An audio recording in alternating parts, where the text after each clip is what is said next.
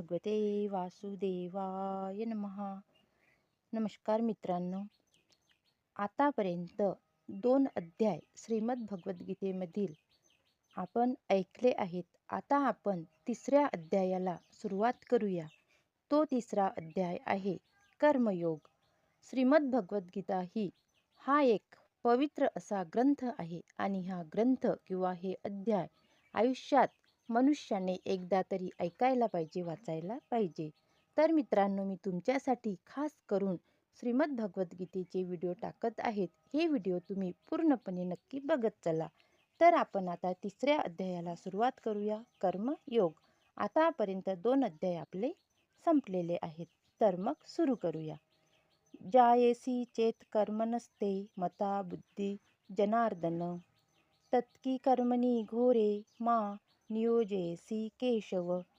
अर्जुन म्हणाला, हे जनार्दन, हे केशव, बुद्धी सकाम कर्मापेक्षा श्रेष्ठ आहे असे जर तुम्हाला वाटते तर तुम्ही मला या घोर युद्धात नियुक्त होण्याचा आग्रह का करीत आहात? आपला जिवलग मित्र अर्जुन याला भौतिक दुःखाच्या महासागरातून मुक्त करण्याच्या दृष्टीने पुरुषोत्तम भगवान श्रीकृष्णांनी या पूर्वीच्या अध्यायात आत्म्याच्या स्वरूप स्थितीचे विस्तृत वर्णन केले आहे आणि आत्मसाक्षात्काराचा मान्य केलेला मार्ग म्हणजे बुद्धियोग किंवा कृष्ण भावना हा असा येथे सांगितला आहे. काही वेळा कृष्ण भावना म्हणजे निष्क्रियत्व होय असा अपसमज केला जातो आणि अशी अपसमजूत असणारा मनुष्य बऱ्याच वेळा एकांतवासात पवित्र हरिनामाचा जप करून पूर्णपणे कृष्ण भावना भावित होण्याकडे प्रवृत्त होतो. मात्र कृष्ण भावनेच्या तत्वज्ञानात पारंगत झाल्याविना एकांतस्थळी पवित्र हरिनामाचा जप करणे उचित नाही, कारण अशा ठिकाणी अज्ञानी लोकांकडून केवळ निरर्थक मान सन्मानच प्राप्त होतो. अर्जुनालाही वाटले की कृष्ण भावना बुद्धियोग किंवा आध्यात्मिक पथावरील ज्ञानविषयक बुद्धी म्हणजेच सक्रिय जीवनातून निवृत्त होऊन एकांतवासात जप तप याचे आचरण करणे होय. दुसऱ्या शब्दात सांगावयाचे तर अर्जुनाला कृष्ण भावनेचे कारण सांगून चतुराईने युद्ध टाळावयाचे होते.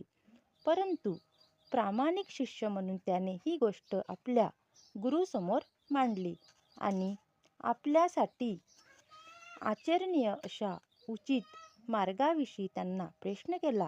याचे उत्तर म्हणूनच भगवान श्रीकृष्णांनी कृष्ण भावना भावित कर्म किंवा कर्मयोगाचे विस्तृत वर्णन या 3ऱ्या अध्यायामध्ये केले आहे. व्यामिश्रेणेव वाक्येनं बुद्धी मोहसेव मे तदेकवद निश्चितं येन श्रेयो हनुमंतया. तात्पर्य: तुमच्या संदिग्ध बोलण्यामुळे माझी बुद्धी गोंधळून गेली आहे, म्हणून यापैकी कोणती गोष्ट माझ्यासाठी सर्व दृष्टींनी श्रेयस्कर आहे ते कृपया निश्चितपणे मला सांगा.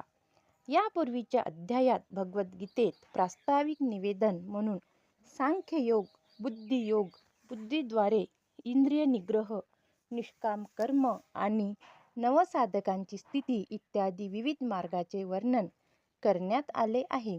पण या सर्वांची मांडणी पद्धतशीरपणे करण्यात आली नव्हती, म्हणून आकलन किंवा बोध होण्यासाठी आणि आचरण करण्यासाठी या मार्गाची सुसंबद्ध मांडणी आवश्यक होती. यास्तव वरकरणी गोंधळात टाकणाऱ्या या गोष्टीचे स्पष्टीकरण अर्जुनाला हवे होते, ज्यामुळे सर्वसाधारण लोकही विपर्यास न करता त्याचा स्वीकार करू शकतील. शब्दच्छल करून अर्जुनाला गोंधळात टाकावे हा जरी श्रीकृष्णाचा उद्देश नव्हता, तरी अर्जुनाला कृष्ण भावनेची पद्धती म्हणजे निष्क्रियत्व की सक्रिय ही सेवा आहे हे समजू शकले नाही. दुसऱ्या शब्दात सांगावयाचे झाल्यास, गांभीर्याने आणि प्रामाणिकपणे भगवद्गीतेचे रहस्य समजून घेणाऱ्या सर्व विद्यार्थ्यांसाठी अर्जुन आपल्या प्रश्नाद्वारे कृष्ण भावनेचा मार्ग मोकळा करीत आहे. श्री भगवान म्हणाले, हे निष्पाप अर्जुना, मी यापूर्वीच सांगितले आहे की आत्मसाक्षात्कारासाठी प्रयत्न करणाऱ्या मनुष्याचे दोन वर्ग आहेत. काही जणांचा तात्विक तर्काद्वारे अर्थात ज्ञानयोगाद्वारे आणि इतरांचा भक्तिमय सेवेद्वारे आत्मसाक्षात्कारी होण्याकडे कल असतो.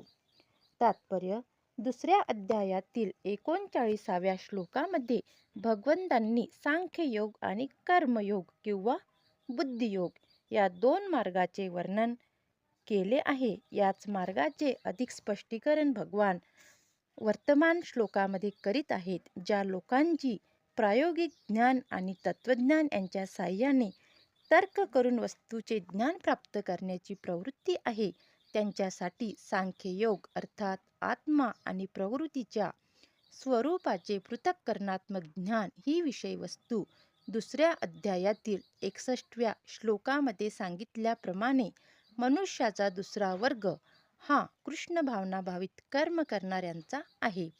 39व्या श्लोकातही भगवंतांनी सांगितले आहे की बुद्धियोग किंवा कृष्ण भावनेच्या तत्वानुसार कर्म केल्याने मनुष्याची कर्मबंधनातून मुक्तता होऊ शकते. तसेच या पद्धतीमध्ये काहीच दोष नाही. याच तत्वाचे अधिक स्पष्टीकरण 61व्या श्लोकामध्ये असे करण्यात आले आहे की हा बुद्धियोग म्हणजे पूर्णपणे परमेश्वरावर विसंबून राहणे होय. कारण या मार्गाचे सर्व इंद्रियांना सहजपणे संयमित केले जाऊ शकते. म्हणून ज्याप्रमाणे धर्म आणि तत्वज्ञान परस्परावलंबी आहेत, त्याप्रमाणे दोन्ही प्रकारचे योगही परस्परपूरक आहेत. तत्वज्ञान विरहित धर्म म्हणजे केवळ भावना आहे किंवा कधीकधी धर्मातता आहे आणि धर्मविरहित तत्वज्ञान म्हणजे केवळ मानसिक संकल्पना आहे. तत्वज्ञान विरहित धर्म म्हणजे केवळ भावना आहे किंवा कधीकधी धर्माधता आहे आणि धर्मविरहित तत्वज्ञान म्हणजे केवळ मानसिक कल्पना आहे. अंतिम ध्येय श्रीकृष्णच आहेत. कारण प्रामाणिकपणे परमसत्याच्या शोधात असणारे तत्वज्ञानी पुरुषसुद्धा शेवटी कृष्ण भावनेचीच प्राप्ती करतात आणि हे तथ्यही भगवद्गीतेत सांगण्यात आले आहे. ही संपूर्ण पद्धती म्हणजे परमात्म्याशी संबंधित असणारी आत्म्याची मूळ स्वरूपस्थिती जाणणे हीच होय.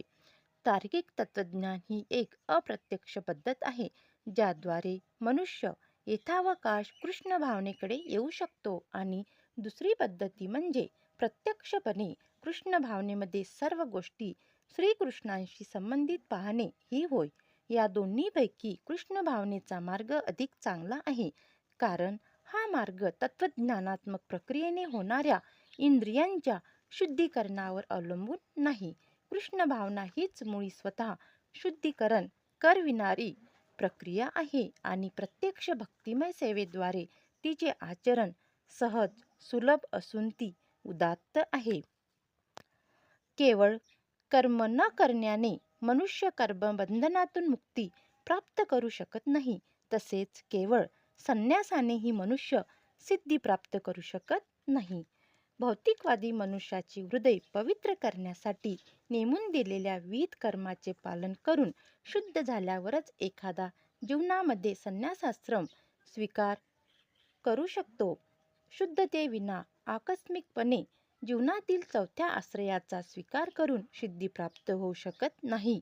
प्रायोगिक तत्वज्ञानी लोकांनुसार केवळ संन्यासाश्रम स्वीकारल्याने किंवा सकाम कर्मातून निवृत्त झाल्याने मनुष्य त्वरित नारायणाप्रमाणेच होतो, परंतु श्रीकृष्ण या तत्वाला मान्यता देत नाहीत. हृदयशुद्धीविना घेतलेला संन्यास सामाजिक व्यवस्थेमध्ये केवळ गोंधळच निर्माण करतो. याउलट आपले विहित कर्म न करता एखादा जर भगवंताच्या दिव्य सेवेचा स्वीकार करीत असेल तर त्याने या मार्गामध्ये केलेल्या कितीही प्रगतीचा स्वीकार भगवंत करतात. या तत्वाच्या अल्पशः पालनानेही मनुष्य घोर संकटातून पार होऊ शकतो. प्राकृतिक गुणांपासून प्राप्त केलेल्या गुणांनुसार मनुष्याला असहाय्यपणे कर्म करण्यास भाग पाडले जाते. म्हणून कोणालाही कर्म केल्यावाचून एक क्षणभरही जगता येत नाही. श्रीमद्भगवद्गीतेतील 3रा अध्याय कर्मयोग हा व्हिडिओ, हा ग्रंथ किंवा ही कथा श्रीकृष्णाची अर्जुनाला केलेला उपदेश आपण इथपर्यंत पाहिला. या समोरचा ग्रंथ आपण पुढच्या व्हिडिओमध्ये वाचूया. तर मित्रांनो, श्रीमद भगवद्गीता हे अध्याय सुरुवातीपासून तर शेवटपर्यंत मी तुमच्यासाठी वाचणार आहे, तुमच्यासाठी व्हिडिओ बनवणार आहे. तर मित्रांनो, हे व्हिडिओ तुम्ही नक्की ऐकत चला. वेळात वेळ काढून, फक्त 10 किंवा 12 मिनिटाचा व्हिडिओ असतो. जास्त वेळ न घेता मोबाईल सुरू करून ठेवला तरी काम करता करता सुद्धा, पूजा अर्चना, पूजापाठ करता करता सुद्धा तुम्हाला ऐकता येते. तर मित्रांनो, आता नमस्कार. ओम नमो भगवते वासुदेवाय नमः. जय श्रीराम, जय श्रीकृष्ण. आणि आतापर्यंत जर तुम्ही चॅनलला सबस्क्राईब केले नसेल तर सबस्क्राईब करायला विसरू नका. सबस्क्राईब करून घ्या आणि व्हिडिओला लाईक करा आणि एक छोटासा रामकृष्ण हरी म्हणून कमेंट करीत जा. तुमच्या एका कमेंटमुळे मला धैर्य मिळेल आणि मला आत्मविश्वास मिळेल आणि मला चांगलं वाटेल की माझे व्हिडिओ कुणीतरी बघत आहे. जय श्रीराम. राधे राधे.